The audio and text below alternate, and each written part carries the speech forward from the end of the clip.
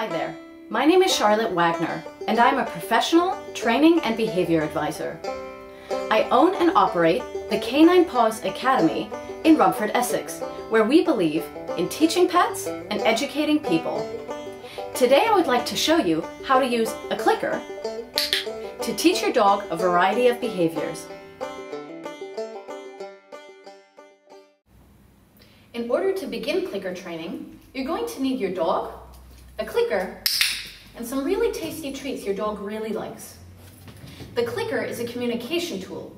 It enables you to tell your dog which behavior is right while training them. To start off with, you may want to consider charging the clicker. What this means is you're going to click a few times and follow each click with a food reward. This way your dog learns that a click is associated with food. If your dog is scared of the clicker, you may want to consider putting it in your pocket in order to muffle the sound, and then reward the dog. After a while, your dog is going to have positive associations with the clicker. I'm going to start charging the clicker by clicking and then feeding my dog.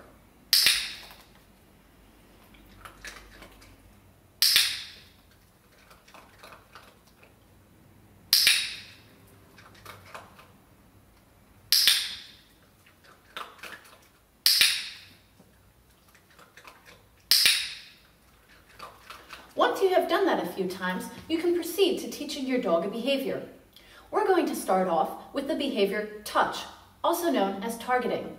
I'm simply going to put my hand out, and when my dog touches my hand with its nose, I'm going to click to signal that that was the right behavior, and then reward with a treat.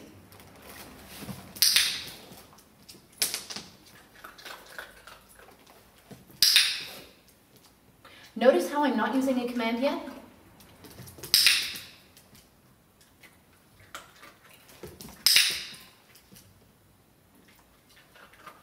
If your dog is having difficulty targeting your hand, you can also place the treats in your hand and lure the dog.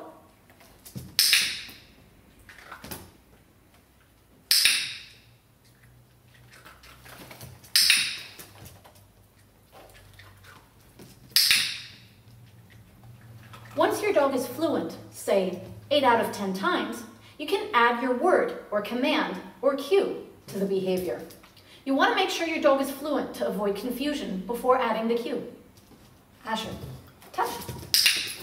Good girl. Asher, touch. Good girl.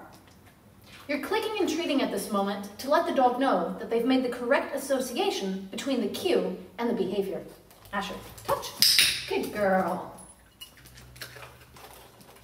Touch. Good girl. Asher, touch. Good girl.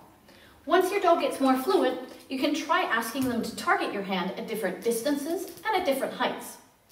Once the dog is fluent and understands the behavior and the cue, you can start putting a random schedule of reinforcement and don't need to worry about the clicker anymore. The clicker is only used during the learning stages. Touch. Good girl. Touch. Good girl. Asher. Touch. Good girl. Asher, touch. Good girl.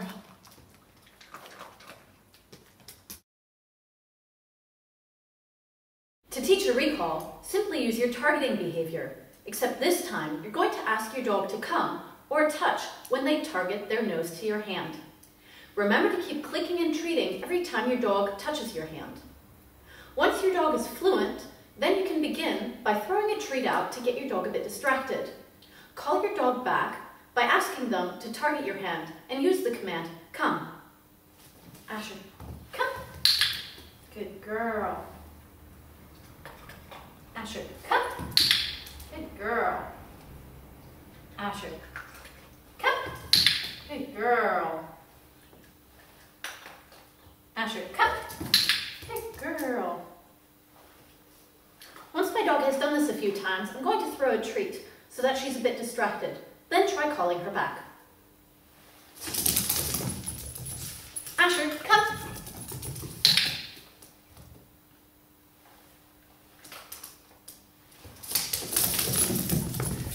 Asher, come. By using a target, you get your dog to come directly to you every time. As you notice, Asher's not running around me or avoiding me while I'm doing this recall.